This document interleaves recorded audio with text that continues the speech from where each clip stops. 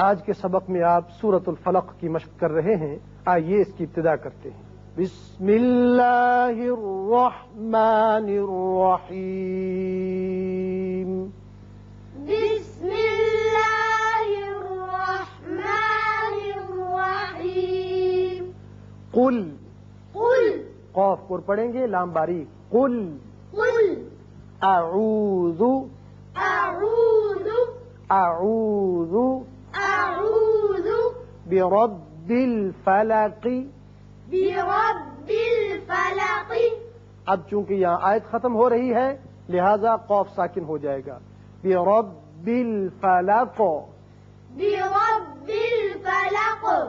یہاں قاف پر ہوگا لام باریک، اعوذ، عین پیش و عو مدہ ہے، بربی را کے اوپر زبر ہے، اس کو پر پڑھیں گے۔ الفلقی، قاف حروف مستعلیہ میں سے ہے اور حروف قلقلہ میں سے بھی ہے، جب اس پر وقف کریں گے قاف ساکن ہوگا تو اس کی صفت قلقلہ ادا ہوگی، الفلق۔ الفلق۔ اس صورت کے اندر حروف قلقلہ کی مشق ہے، لہذا اچھی طرح اس کو پڑھیے گا۔ قل اعوذ برب الفلق۔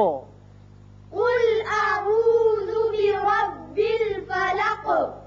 من شر ما خلق۔ من شر ما خلق۔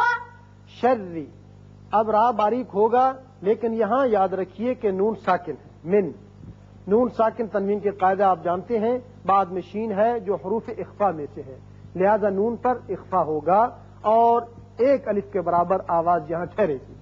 شرری را باریک ہوگا، ما خلق، خا پر ہوگا، قاف بھی، لیکن آیت ختم ہوتی ہے قاف ساکن ہو جائے گا اور پھر اس کی صفت قلقلہ ادا کریں گے۔ من شر ما خلق۔